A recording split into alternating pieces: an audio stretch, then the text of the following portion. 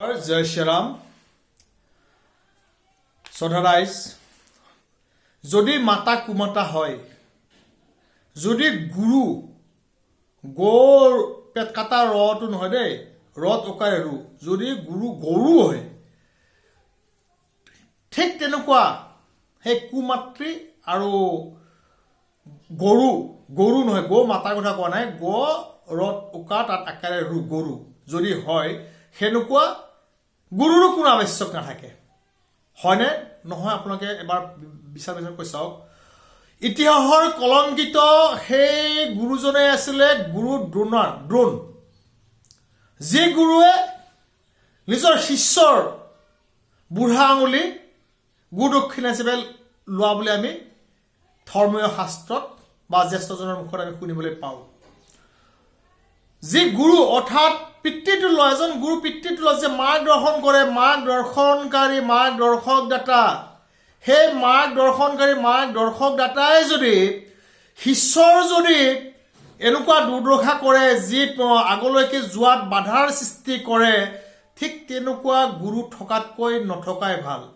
আৰু যি মাতৃয়ে নিজৰ জন্ম দিয়া সন্তানকে সন্তান বুলি ভাবে, অন্য মাতৃয়ে অন্য জননীয়ে জন্ম দিয়া সেই পুত্ৰ পুত্ৰীসকলক নিজৰ সন্তান বুলি ভাবে, তেওঁলোকক কুমাতা বুলি কোৱা হয়।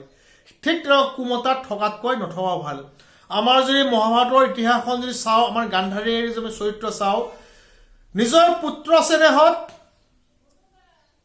যি কৰ্ম কৰিলে সকলোৰে জ্ঞাত আৰু মোৰ ক'ব লগা নাই, কিন্তু সেই মাতাৰ কুচৰিত্ৰ কু অভিসন্ধিৰ বাবে এপুত্ৰ হেৰুৱাব লগা হৈছিলে। সেইটো আপোনালোকে হয় কি নহয় এবাৰ বিচাৰ কৰক। মই এবাৰেই কৈছোঁ, যদি মাতা কুমাতা হয়, যদি গুৰু যদি গ ৰত উকাৰ তাত আকাৰে ৰু হয়, গৰুৰ কথা কোৱা নাই, গৰু হৈছে গৌ মাতা, যি গৌ মাতাই মানুহক মাতৃৰ মৃত্যুৰ পিছত যি লালন পালন কৰাত সহায় কৰে, প্ৰতিটো বস্তুৱে মানে গৌ মাতাৰ অমৃত সদৃশ। গোবৰে হওক, দুগ্ধই হওক, প্ৰস্ৰাৱেই হওক, শৰীৰৰ প্ৰতিটো অংগ অমৃত, যি আমি তুলনা কৰিব নোৱাৰো। আমি সেই গৰুৰ কথা কোৱা নাই, গ ৰত উকাৰে ৰুৰ কথা কৈছো। যদি গুৰু সেই গৰু হয়, সেই দ্ৰোণৰ যি অৱস্থা, যি কাৰণে নিজৰ শিষ্যৰ হাততে মানে প্ৰাণ বিসৰ্জন দিব লগা হ'ল, যি শিষ্যই বধ কৰিলে, ঠিক তেনেকুৱা গুৰু আমাৰ প্ৰয়োজন নাই। মই কি চেঞ্জত কৈছো আপোনালোকে এইটো বিচাৰ কৰক। আৰু মই ভাবোঁ দেশখন শান্তিৰ পথত আগুৱাই যাব দিয়ক। দেশখন এখন আমাৰ ভাৰতবৰ্ষ এখন বিশ্বৰ গুৰু আসনত মানে বহাৰ যি প্ৰয়াস, যি আমি চেষ্টা কৰিছোঁ, সকলোৱে তাত একদম একত্ৰিত হওক। ধৰ্ম বৰ্ণ বৈষম্যৰ ভাৱৰ গণ্ডিত লৈ সেই সনাতনী সভ্যতা সংস্কৃতি, হিন্দুৰ যি সভ্যতা সংস্কৃতি, যি ধৰ্মীয় পৰম্পৰাবিলাক বিনষ্ট নকৰিব, সকলোৱে একত্ৰিত হৈ জয় শ্ৰীৰাম ধ্বনি দিয়ক। আৰু হিন্দুত্বৰ প্ৰতিটো সংকটৰ সময়ত আৰু সভ্যতা সংস্কৃতিৰ সংকটৰ সময়ত প্ৰতিজন হিন্দুৱে একত্ৰিত হৈ মাৰমানি ওলাই আহক, মই তাৰাই কামনা কৰিছোঁ। সনাতনী